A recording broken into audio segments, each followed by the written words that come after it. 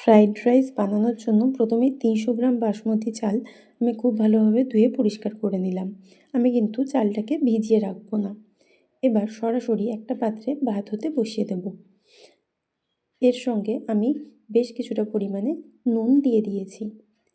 এই ভাতের সঙ্গেই আমি কিছুটা পরিমাণ কড়াইশুঁটি দিচ্ছি, যাতে সেদ্ধ হয়ে যায় একই সঙ্গে। তাহলে কড়াইশুঁটির কাঁচা গন্ধটা চলে যাবে।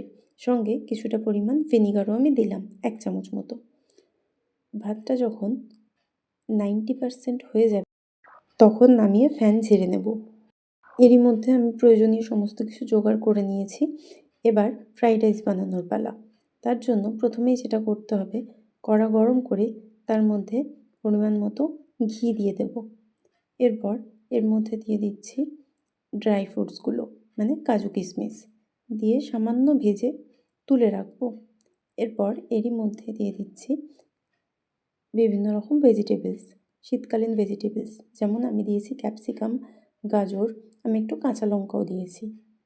এরপর এর মধ্যে দিয়ে দিচ্ছি ফাটিয়ে নেওয়া এলাচ, লবঙ্গ এবং দারচিনি দিয়ে আবারও কিছুক্ষণ ভেজে নেব। যখন সবজিগুলো সেদ্ধ হয়ে যাবে তখন এর মধ্যে ভাতগুলো দিয়ে দেবো।